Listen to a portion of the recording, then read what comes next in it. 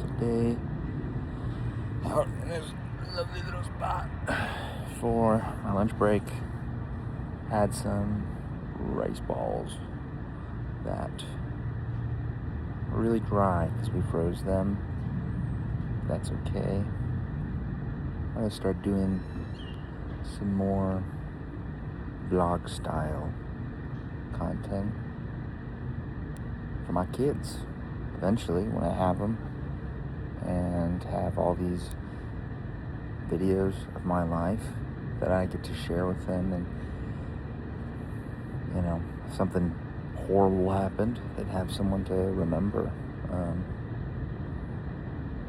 to know the man. So I'm gonna be doing more of this, and yeah, it's hot out today, quite hot, but in the shade it feels nice. It's pretty good actually.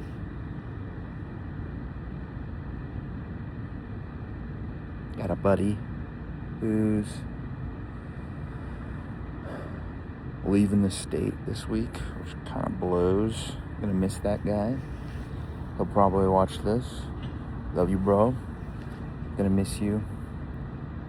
We'll play games for show.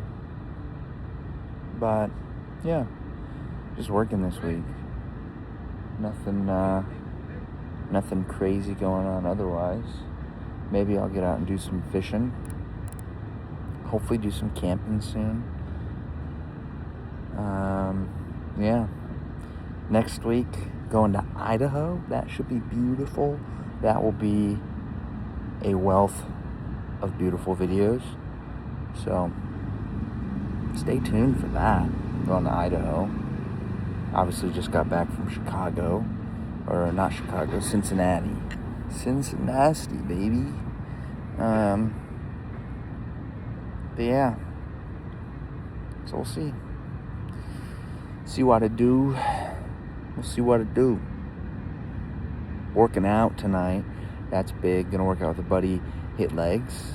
And honestly just trying to crush the legs tonight. Like, I want to be wibbly wobbly tomorrow. That's the goal. So hopefully get some clips of that. Stay tuned. Forklift. Well, I am a couple minutes from the gym. Gonna get a nice workout. I'm super tired. I don't know what came over me, but maybe it's something about just sitting in a car in 105-degree heat with no AC. But we got the windows down earlier. We're gonna go work out. Hopefully hit it so hard that I'm not walking straight later. That would be nice. Go home, eat a bunch of food, and go to bed. That's the plan for the rest of the day. Here's a little driving home thought, something I've been pondering for the last couple weeks, really since I got married. And then randomly one day I was thinking, man, it's gonna really suck when our cats die. Like, why do we love things that are so fleeting? I don't know. I don't know why we do that. I don't think the right answer is to change that. I don't think the right answer is to not love things. I think maybe partially it's ingrained in us to love things. Even to hold on to things that are so fleeting. Like animals. Like a cat lives maybe 10 years. That's like a tenth. Maybe a little more than a tenth of our life. And then they're gone. And they don't really understand us. We can't really understand them. And yet we form such close bonds with them. And they're gone. people. I mean, people will go a little longer, about match our lifespan, but still eventually they'll die.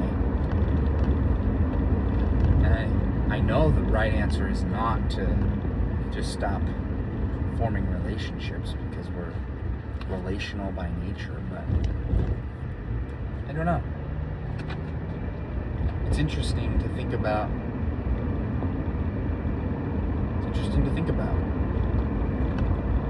To ponder that why. And the other day I was kind of connecting it to this phrase: the secret to happiness is low expectations. I think that's just a false statement. It's just wrong. And especially when we're thinking about like people we have expectations for. If I was like a coach, or even a teacher, a friend, anyone, and I set a low expectation for my friends, they're only human. They're going to fail to meet the low expectation at some point. And then I'm only going to be more broken.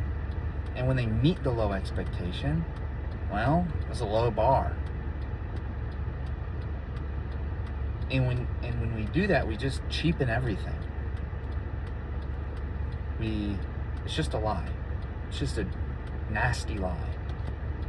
But if we, you can have unreasonable expectations, but having high expectations of someone and supporting them in that expectation, right? You push them to be something they aren't yet. You push them to grow instead of, it's okay, you're frail, that's fine. You're not smart or whatever. It's fine, don't change.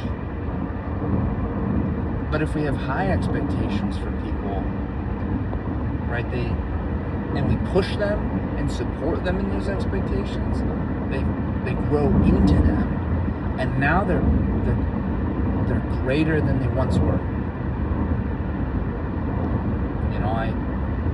I think of like Gandalf in The Hobbit, and in Lord of the Rings. You've got these hobbits, they're literally lowly of stature and in personality. They just like to have a good time. They're chill, they're slow going. Not many great things have been done by hobbits. And yet, here comes Gandalf setting Bilbo on this grand adventure to reclaim the treasures of Moria. And Bilbo finds this ring, and then in Lord of the Rings you have Gandalf really orchestrating the fight against Sauron and his evilness. And he pushes the hobbits, he pushes Frodo and Samwise to their limits. But he doesn't just leave them there. He doesn't send them off blind. Well, he kind of sends them off blind, but he gives them some direction. And he's there when he's needed. He supports them. And like, at the end of really the 6th book, like Frodo and Samwise are going through it. Like Frodo is on the very edge of death. Like hardly can go on any longer, and Samwise picks him up and then they come back and they do the thing. The ring is gotten rid of. It's destroyed. There's victory, and Aragorn is crowned. And like the whole plot is really like all the stuff you see Aragorn and the rest of the Fellowship do doesn't matter unless Frodo and Samwise destroy the ring.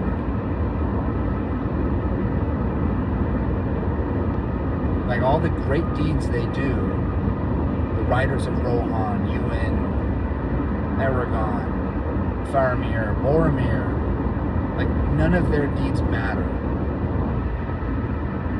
if Frodo and Samwise fail in their mission. I would say that Gandalf had pretty stupid high expectations for the hobbits, and he pushed them to grow into them, and they did. They did. And I'm not sure what the direct parallel in life is. But if we expect little of ourselves, I guess it's a pretty direct correlation. If you expect little of others, like if your expectations are low from people in life, like things are just gonna stay the way they are. There's no drive to change. It's just, well, it's alright. It's not. And then in the world just being kind of a cruel and nasty place. Like the expectations are going to go unmet, and you're gonna be even more down bad because life couldn't even meet your low expectations. I don't know. And then I guess kind of a ramble, but drawing back to the love, I think it's kind of risky, kind of costly to have those and meet those high expectations.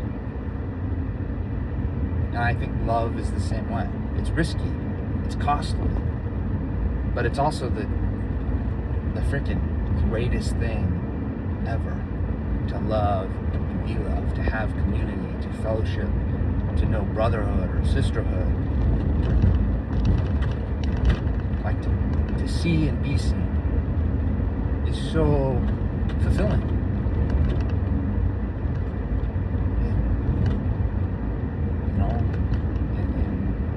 In the Christian worldview, Ecclesiastes is super clear. Everything is heaven, which is smoke, vapor. It's here for a moment, and then it's gone. And it's so true. If we try and white knuckle that vapor, we just make it disappear faster. But if we just hold our hands open and enjoy what we have and be a good steward of it, how much greater. And loss is going to come. We're going to lose things. We're going to lose people, lose pets. Sadness will come. But if we don't have the sadness, if we don't have the loss, then I think in part we kind of lose the meaning of what is. And it just becomes mundane. I don't know. We can't have joy without sadness, happiness without we can't have laughter without cry, without sorrow, without weeping.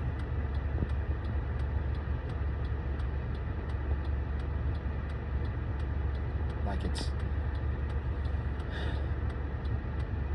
in a lot of ways it's the sorrow, it's the weeping, it's the loss that makes the having, the happiness, the holding, the seeing and being seen so special.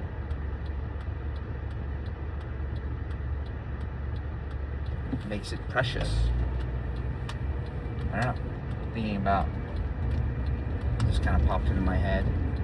Thinking about like economics and like supply and demand. If supply is low and demand is very high, then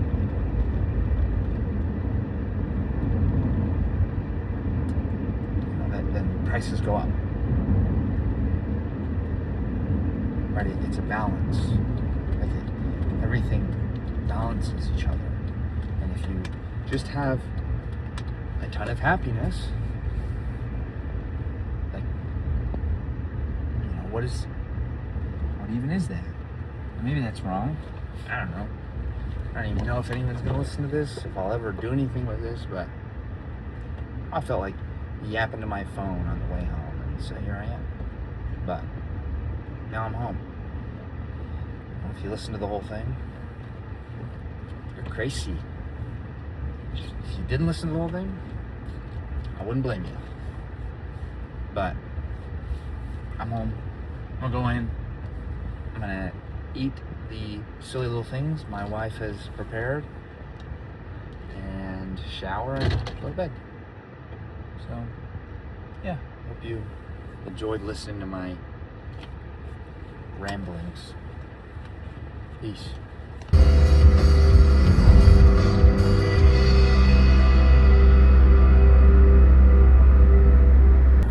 That's the dude that's leaving. Sad to see a friend go.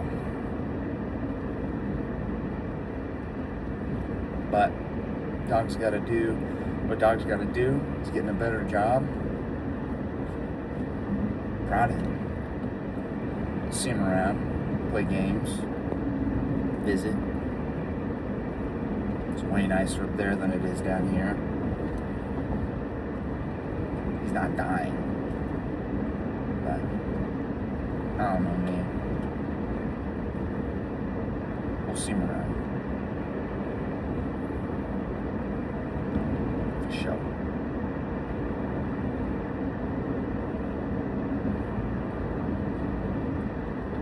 Didn't take too many videos this week.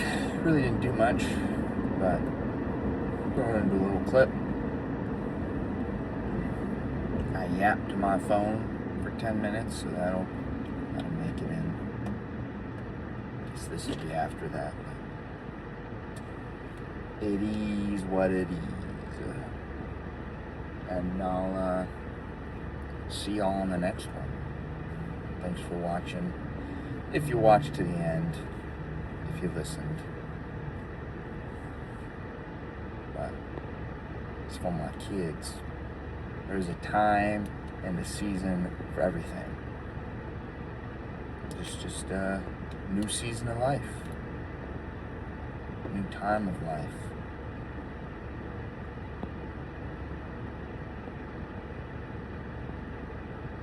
For real.